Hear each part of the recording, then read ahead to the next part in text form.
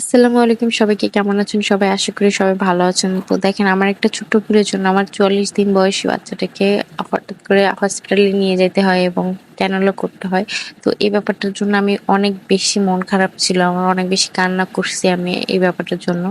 তো যাই হোক, ব্যাপারটা হচ্ছে যে আমার ছেলেকে আসলে খাওয়ানোর পর আমি শুয়ে খাইয়েছিলাম এবং খাওয়ানোর পর ও ওভাবেই ঘুমাচ্ছিল। আমি ওকে ঢেকুর তুলাই নাই। তো ওর যখন ঘুম ভাঙে তারপরে আমি ওকে দেখলাম যে ও হাগু করে দিছে। তো আমি ওকে ওই অবস্থাতেই আমার পায়ের উপর রেখে আমার হাগু পরিষ্কার করে দিচ্ছিলাম। তো ওই মুহূর্তে দেখা গেছে যে আমি যখন ওর হাগু পরিষ্কার করে ওকে আমি সামনের দিকে নিয়ে এসে দেখি যে ওর নাক মুখ দিয়ে বমি বের হয়ে গেছে আর ও নিস্তেজ হয়ে গেছে।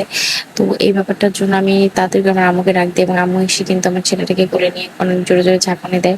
পিঠে অনেক জোরে থাপ্পড় দেয় আমার বোন, আমার আম্মু। আর এর মধ্যেও কিন্তু ওভাবে কোনো রেসপন্স করতেছিল না। তো যার জন্য আমরা খুব ভয় পেয়ে যাই এবং অনেক কান্নাকাটি করি। তো যাই হোক, ওই রাতের বেলায় ঘটনাটা ছিল হচ্ছে 23শে এপ্রিল রাত প্রায় 11:30টার দিকে। তো ওই সময় এই ঘটনার পর আমরা তো অনেক বেশি ভয় পেয়ে যাই। আরো বেশি আমরা আম্মু ভয় পাই, কারণ এরকম ঘটনা আমার বোনের সাথেও ঘটছিল, আমার ছোট বোন। তো ওর সাথে এই ঘটনাটা ঘটছিল এবং এরপর ও অনেক বেশি অসুস্থ হয়ে যায় এবং ওকে কয়েকদিন হসপিটালে থাকতে হয়। আর এরকম করে অনেক সময় বাচ্চারা অনেক বড় ধরনের ক্ষতি হয়ে যায়, যার জন্য আমরা কোনো রিস্ক না নিয়ে ওই রাতের বেলা সিএনজি ডেকে নিয়ে এসে বাবুজি হসপিটাল হয়, যেখানে ওকে ডাক্তার দেখানো হয়, ওই হসপিটালে চলে যায়।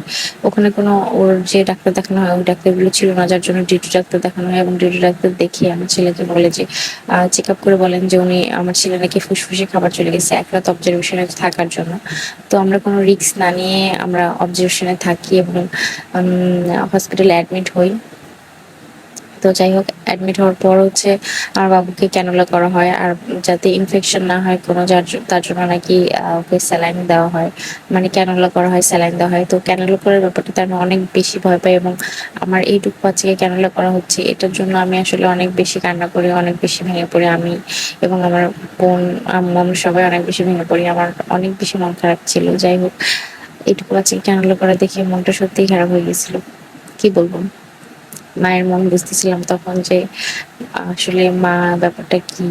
তো যাই হোক, আর এতটুকু বাচ্চা তো কিছুই বোঝে না, যার জন্য দেখা গেছিল অনেক বেশি নড়াচড়া করতো, খুলে ফেলতো। এরকম হয়েছে যে ওই লাস্ট মুহূর্তে যখন আমরা চলে আসবো তার আগ দিয়ে ওর যখন স্যালাইন চলতেছিল তখন ও একবার মানে এত বেশি নড়াচড়া করতেছিল, টান দিলে মানে ওর স্যালাইনের যে পাইপটা ওটা একদম খুলে ফেলছিল।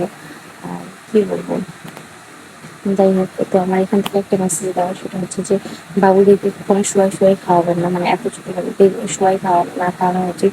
আর খাওয়ানোর পরপরই বাবুকে ঢেকে তোলাইতে হবে। আর এই ব্যাপারগুলো একটু খেয়াল রাখতে হবে, কারণ একদম ছোট বাবু যেহেতু আমরা অনেক সময় বুঝতে পারি না। তো যাই হোক, এটাই মেসেজ আমার, যে আপনি খাওয়ানোর পরে বাবুদেরকে খাওয়ানোর সবসময় ঢেকে তোলাবেন আর শুয়ে কখনোই খাওয়াবেন না এত ছোট বাবুদেরকে। আর যদিও বা কোনো কারণে খাওয়াতে হয় তাহলে খাওয়ানো শেষ করে সাথে ঢেকে তোলাবেন, এতে করে কোনো প্রবলেম হবে না। তো ভালো থাকুন সবাই আর আমার বাবুর জন্য দোয়া করবেন। আল্লাহ হাফেজ।